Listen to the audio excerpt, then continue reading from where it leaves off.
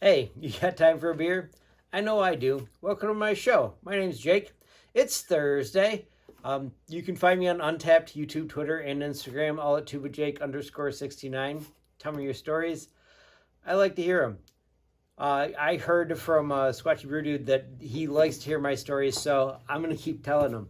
So I appreciate that, and thank you very much. The beer that I've got for us today is Laughing Fish from Upper Hand Brewery. It's a Northern Golden Ale.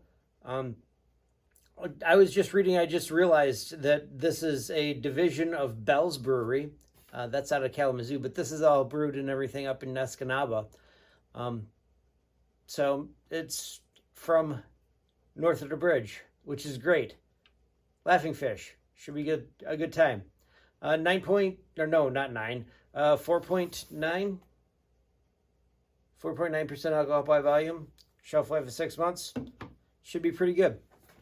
Let's get this started. Golden ales tend to be a lot like light lagers. We'll see how this goes. My guess is it's going to remind me a lot of Budweiser, because generally a golden ale will do that to you. It'll be a lot like a lager. The light lagers that you get from the major manufacturers.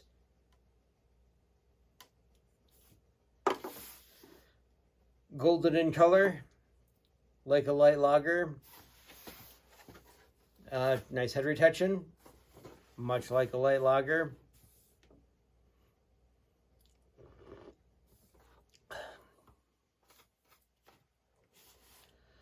Hoppy and yet malty, like a light lager. I've got a feeling that this is going to remind me of, say, Budweiser or Coors or Busch.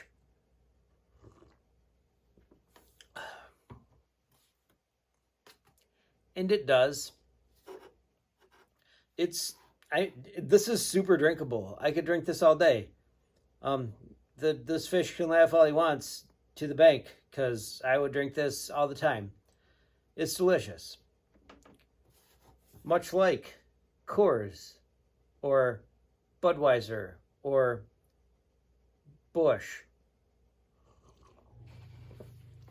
They're good, and don't let anybody tell you otherwise. Super easy to drink. In general, flavorful. I doubt this one has any rice solids in it, which those other three mostly do. The best part about Busch is that it says its name when you open it up. I don't know if you've ever heard a fish laugh, but it might sound like this when when that happens. Okay, so anyway, those are the beers that it reminds me of. Does this remind me of a story? I decided that I was going to tell you about when I went on a high adventure in high school. Because, I was an Eagle Scout, so I went with a bunch of other Boy Scouts. One of them ended up being an Eagle Scout. The other two that were with us didn't end up becoming Eagle Scouts. But Phil came to us as a 17-year-old first-class scout, which is not terrible. You can go and do high adventures as a first-class scout. But generally, by the time you're 17 years old, you're usually at the very least a life scout. Phil got very close to getting his Eagle. We tended to, in my troop,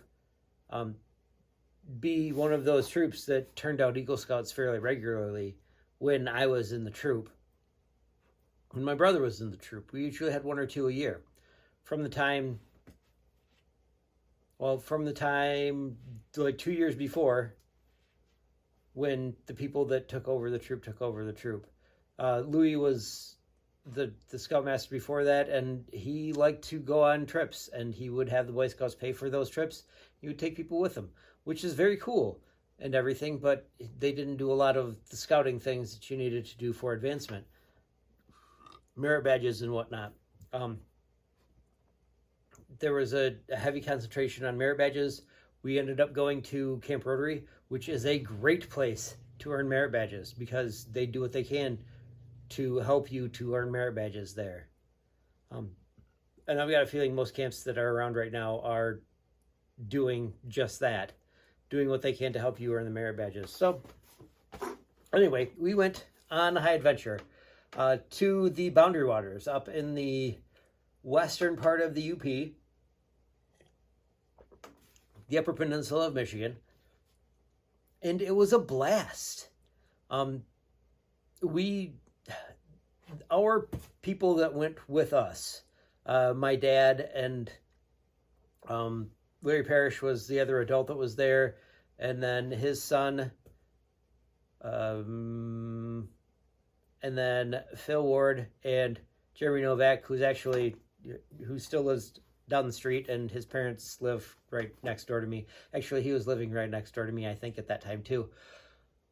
We all went as a group, and with what we paid, we were able to pay for the trip to the Boundary Waters there, but then also to eat super well, because we always planned for that, to eat super well.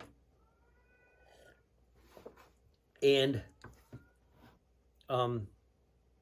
we were able to do a bunch of things before we got there too. We stayed on the Lake Michigan side of the UP, just over the bridge, and we got up there with enough time to be able to take our canoe out and go surfing. There were like 6-foot waves in the lake. 6-foot waves are more than enough to push a canoe a long ways. And we got it up and got it going, and it was a blast. Once you're able to get it in there, because there's no way that you're going to just paddle it out there. It was difficult to get it out as far as we did. But we did, and we got it turned around and rode one of the waves in, and it was amazing. Even just hanging onto the side of the canoe was amazing to bring that in. Slept on the beach that night in a tent, and it was awesome. And then we got to see the Mystery Spot and Quamanon Falls, and then we went and set up camp at Whitefish, I think. I don't remember where it was. Someplace near the middle of the UP with the rest of our troop, because there were 4 different patrols, I guess, really what those were, that went on this high adventure all at once. And that was the trip where I figured out that peeing on the fire made it smell super bad. Don't pee on the fire unless you haven't before, because it's an experience that you will not soon forget. Also, if you have a pop bottle full of pee and you put it on the fire, it takes a little while, but it will kind of explode all over everybody once it starts to melt, and it stinks bad.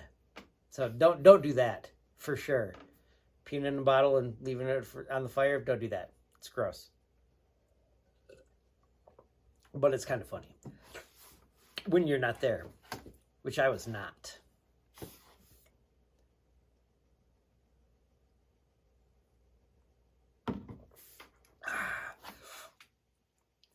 It's really good. I could have another 6 of those. I think that's the only one I've got, though.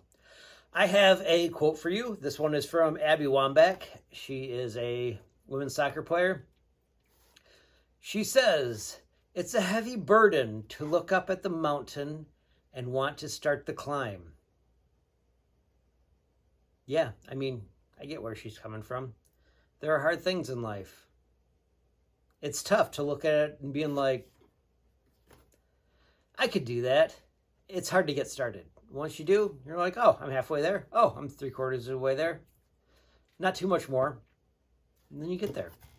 It's great. So anyway, you can find me on Untapped YouTube, Twitter, and Instagram, all at tubajake_69. Catch me next time when you got time for a beer.